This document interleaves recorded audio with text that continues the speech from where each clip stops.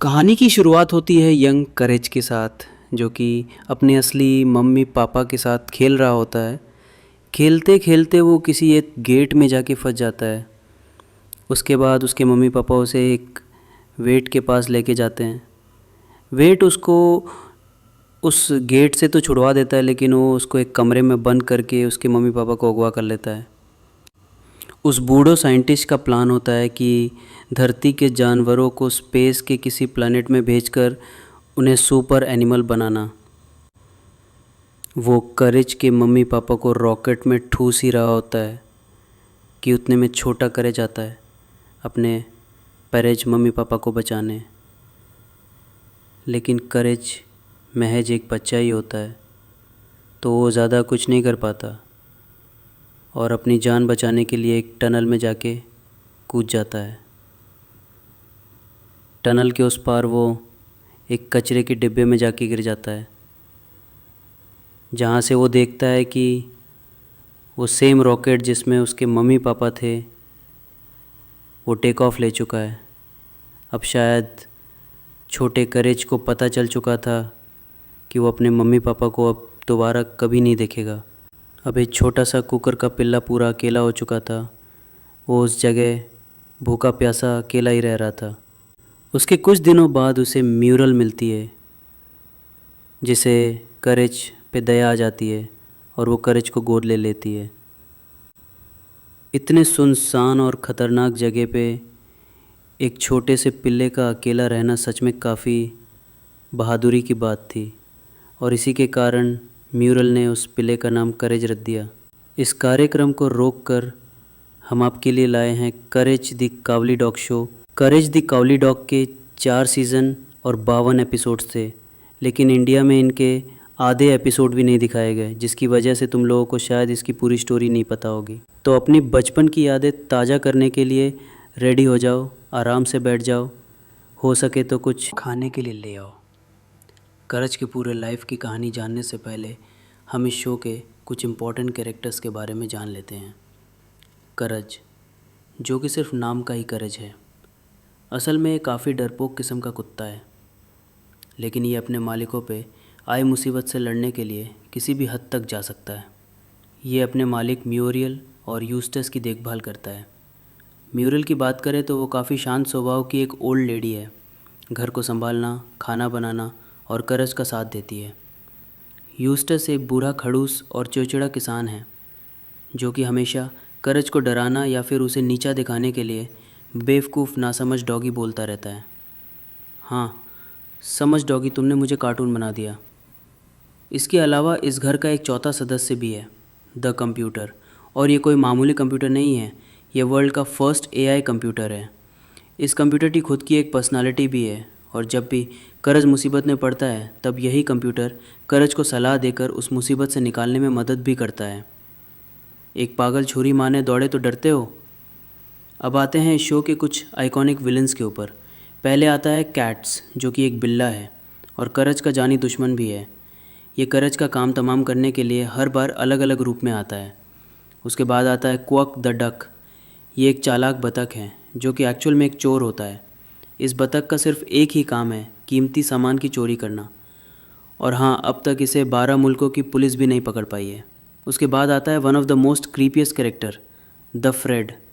इस बंदे का थोपड़ा और इसकी स्माइल देखो, मतलब इस स्माइल को देख के अभी के टाइम में भी अच्छे से अच्छा बंदा अनकंफर्टेबल हो जाएगा। और इस शो को हम बचपन में देखा करते थे। इस बंदे को बहुत ही बुरी लत थी। नहीं, वैसी लत नहीं, इस बंदे को बाल काटने की लत थी। जब भी एक करेज को देखता वो उसको पकड़ के हमेशा टकला कर देता। बहुत ही सुंदर, मैंने सोचा दिखा ही दूँ थोड़ी शैतानी। अब फाइनली आते हैं इसकी स्टोरी पर। करेज, म्यूल और यूस्टस एक तेज़ तूफान के बीच में एक होटल में रुकते हैं, द कैट्स मॉडल होटल। वहाँ रिसेप्शन में उन्हें कैट्स मिलता है, जो उन्हें बोलता है कि यहाँ पे डॉग्स अलाउड नहीं हैं, तो इसको बाहर बांध के आओ। यूस्टस, जिसे करेज पसंद नहीं था, वो इस मौके का पूरा फ़ायदा उठाता है और वो करेज को बाहर एक खम्भे में जाके बांध आता है। हालांकि म्यूरल उसे सांत्वना और कंबल देती है और बोलती है कि बस एक ही रात की बात है। करेज को बाहर बांध के दोनों बस सोने की तैयारी कर ही रहे होते हैं। मेरे बच्चों, डिनर पहुंच गया है। लेकिन रात होते ही कैट्स करेज के सामने एक डिब्बा रख देता है जिसमें से एक भयानक मकड़ी निकलती है जो कि करेज पे हमला करना शुरू कर देती है। और एक मकड़ी म्यूरल के नहाने वाले पानी में होती है। करेज जैसे तैसे उस मकड़ी को हरा के म्यूरल की मदद करने के लिए जाता है और म्यूरल उसे यूस्टस को जगाने के लिए भेजती है।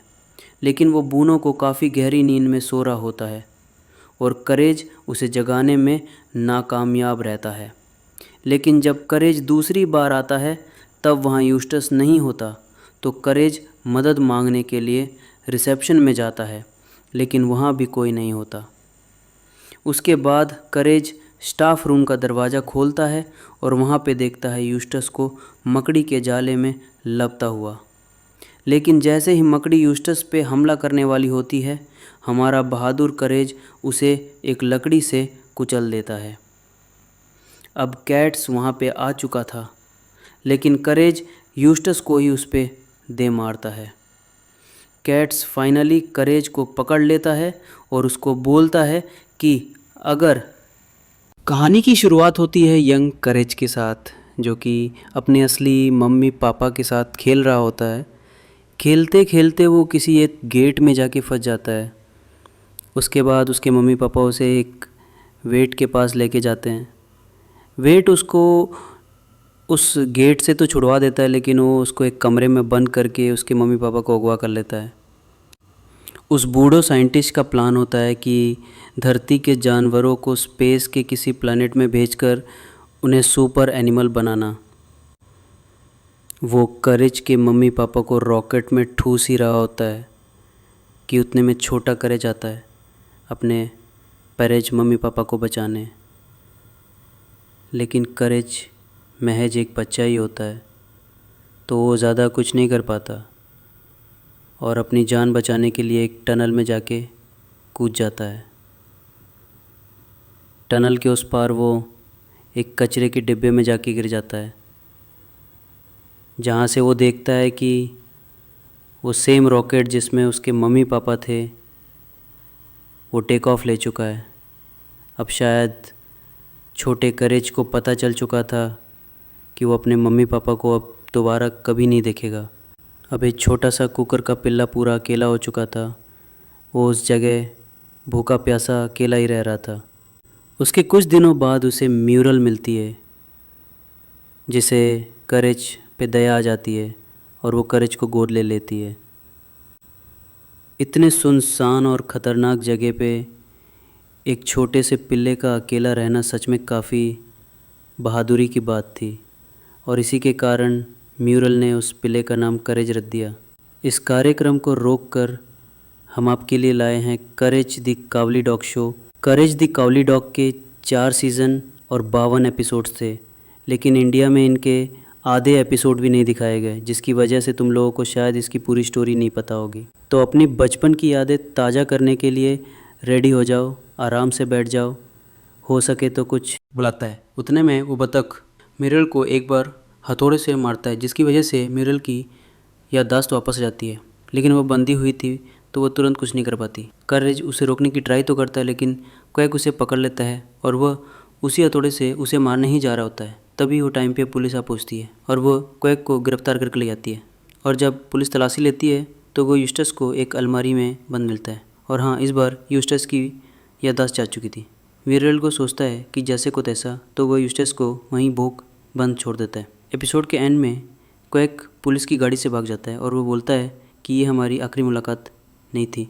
इसके नेक्स्ट एपिसोड में हमें मिलाया जाता है मिरल के डरावने भांजे फ्रेड से। फ्रेड की पहले झलक को ही देख के करेज पूरा काँप उठता है और वो पूरा घबराया हुआ होता है। मतलब ऐसे तुपरे से कोई क्यों ना डरे। जब करेज और फ्रेड एक साथ बैठते हैं तब करेज की नज़र पड़ती है फ्रेड की कलाई में बंधे हुए एक बैंड पर, जहाँ पे एक नंबर और होम ऑफ फ्री की बार्बर्स लिखा हुआ था। मतलब ये बंदा सीधा पागलखाने से छूट के आया है। और पर्स से लेती है बात करेज म्यूरल को बताने की कोशिश करता है, लेकिन म्यूरल कुछ नहीं समझ पाती और वो उसे बोलती है कि फ्रेड को बाथरूम दिखा दो। यूस्टस उसे समझा रहा होता है कि ये बाथरूम की कुंडी ख़राब हो गई है, तो अगर एक बार ये लॉक हो गई तो बड़ी मुश्किल से ये खुलता है। म्यूरल को अचानक से याद आता है कि वह फ्रेड को तौलिया देना तो भूल ही गई है, तो ये यूस्टस को कहती है फ्रेड को तौलिया देने को। लेकिन यूस्टस तो एक कामचोर बूढ़ा हुआ है, तो ये वो काम करेज को पकड़ा देता है और करेज को उसी बाथरूम में फेंक देता है और उसकी कुंडी भी लॉक हो जाती है। अब एक ही बाथरूम में कर जैसा एक डरपोक और बेचारा जानवर और यह सन की आदमी बंद था, तो होना क्या था। उसने कर्ज की गुत्थी पकड़ी और उसको गंजा करना शुरू कर दिया। उतर आए मुखड़े पे, उठ के हैरानी बेरम हो गया चेहरा नूरानी। कर फ्रेड के कलाई में बंधे हुए नंबर को देखने की ट्राई तो करता है, लेकिन फ्रेड उसे तुरंत ही छुपा देता है और कर चिल्ला ना पाए इसके लिए उसके मुंह में पैनकेक ठूस देता है। और एंड में कर्ज को पूरी तरीके से गंजा करने के बाद फ्रेड काफ़ी खुश होता है और वो नाचने लग जाता है। और इसी मौके का फ़ायदा उठाकर कर्ज उसके बैंड में लगे हुए नंबर को डायल कर देता है। हेयर पुलिस तुरंत से आ जाती है और फ्रेड को पकड़ के ले जाती है और फ्रेड भी खुशी खुशी चला जाता है, क्योंकि उसका मकसद पूरा हो चुका था, कर्ज को गंजा करना। अब जो नेक्स्ट एपिसोड है वो एक पूरी जनरेशन के लिए काफ़ी आइकॉनिक और मेमोरेबल था। इस एपिसोड में कर्ज को गड्ढा खोदते हुए एक अलग सा पत्थर मिल जाता है और वो पत्थर कर्ज अपने घर पे ले जाता है। स्टार्टिंग में तो यूस्टर्स को लगता है कि ये डॉगी कोई फालतू सा पत्थर उठा लाया है, पर जैसे ही उसे न्यूज़ से पता चलता है कि ये सेम पत्थर गायब हो चुका है जिसकी कीमत करोड़ों में है, तो वो खुशी से पागल हो जाता है और पत्थर से एकदम चिपक जाता है। उसके बाद आता है पत्थर का असली मालिक, जो कि यूस्टर्स को कहता है पत्थर लौटा दो, क्या पत्थर लौटा दो वरना मेरा श्राप लगेगा। लेकिन ये लालची बूढ़ो मारने को तैयार नहीं होता, तो ऐसा ही होता है और श्राप लगना शुरू होता है। पहला श्राप लगता है जिसकी वजह से इनका पूरा घर पानी में डूब जाता है। हालांकि कर्ज जैसे तैसे करके उस पानी को घर से बाहर निकाल देता है और उसके बाद म्यूरल यूस्टस को कहती है कि पत्थर लौटा दो, लेकिन यूस्टस तभी भी नहीं मानता और दूसरा श्राप लगता है जिसमें उन्हें बुढ़ी जाती है। अब एक ही बाथरूम में करज जैसा एक डरपोक और बेचारा जानवर और यह सन की आदमी बंद था, तो होना क्या था। उसने करज की गुत्ती पकड़ी और उसको गंजा करना शुरू कर दिया। उतर आए मुखड़े पे, उठ के हैरानी बेरम हो गया चेहरा नूरानी।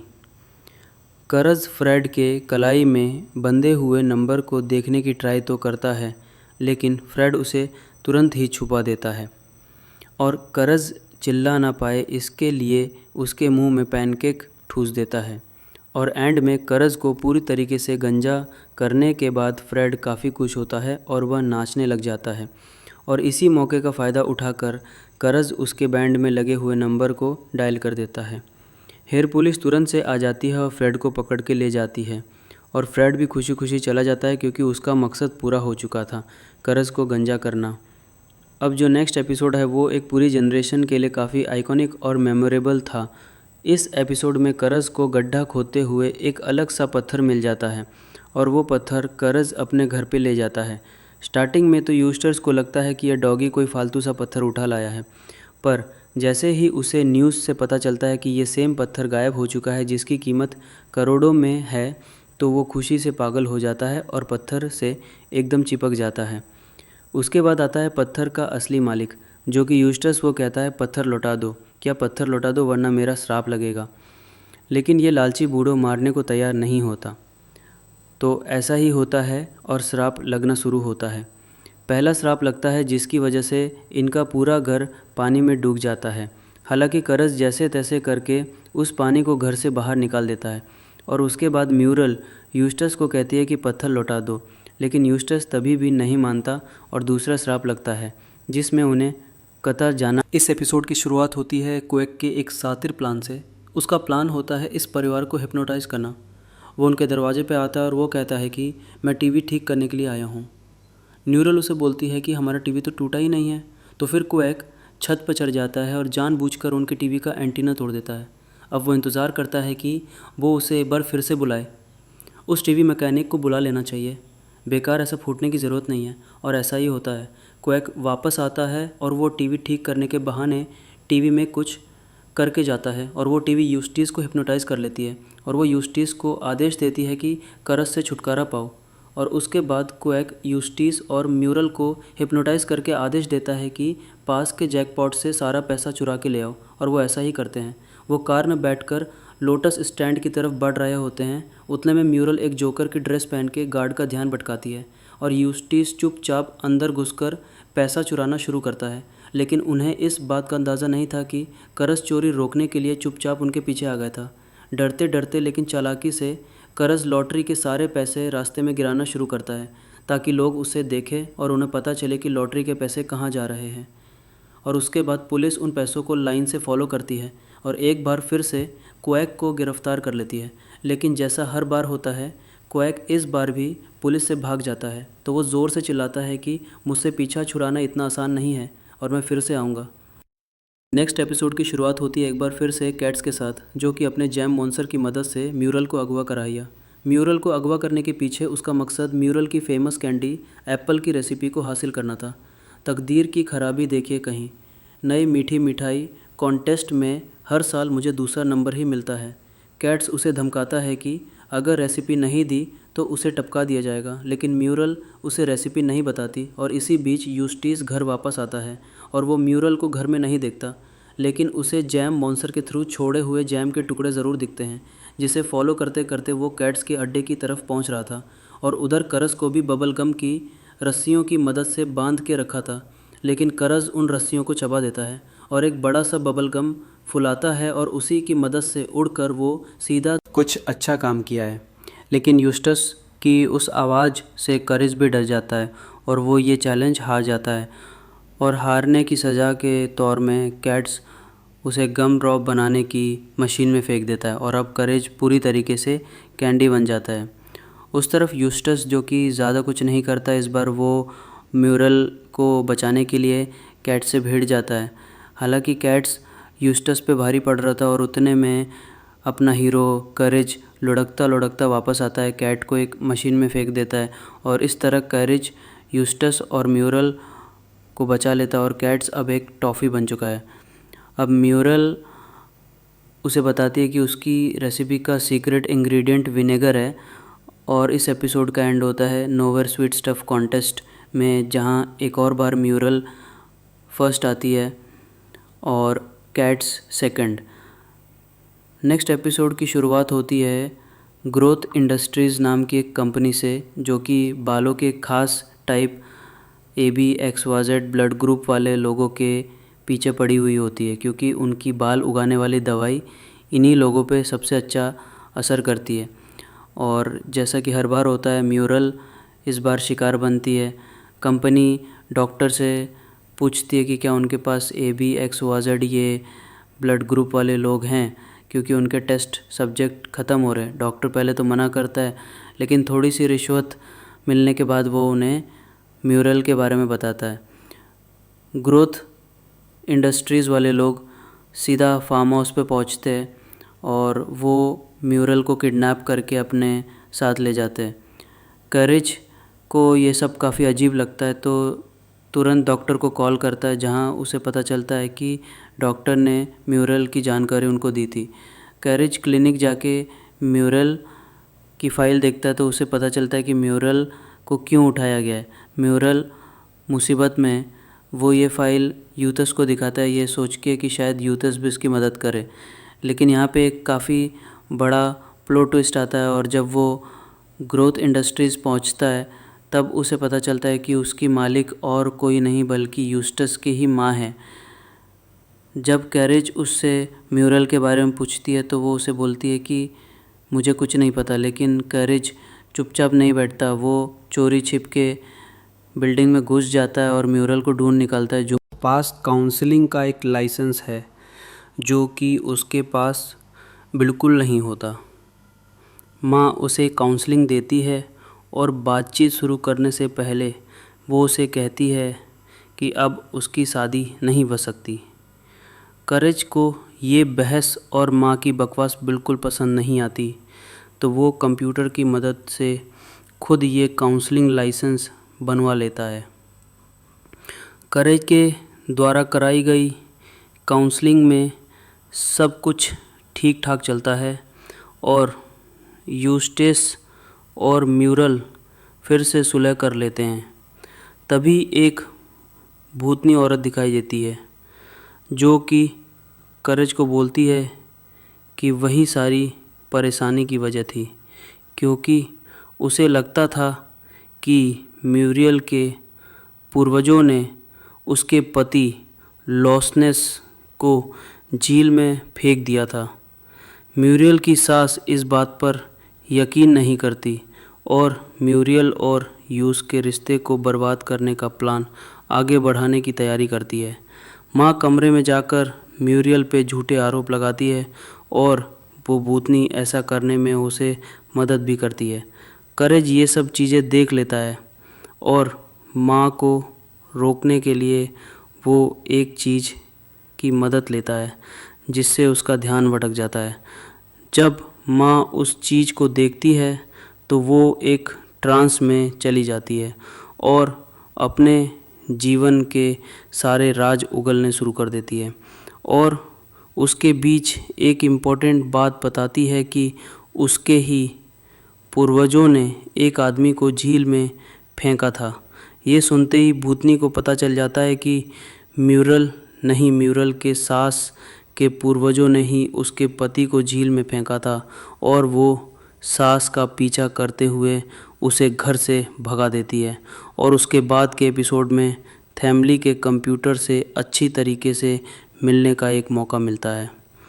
एपिसोड की शुरुआत होती है करेज की एक छोटी सी डायरी में कुछ लिखने से जो कंप्यूटर में सेव होती है।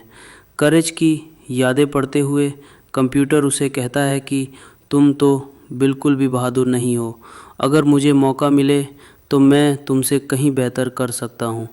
और उसी रात एक भयानक तूफ़ान आता है जिसकी वजह से घर के सारे इलेक्ट्रॉनिक सामान में काफ़ी तेज़ बिजली दौड़ती है, इतनी ज़्यादा कि कंप्यूटर ज़िंदा होने लगता है और अपना एक शरीर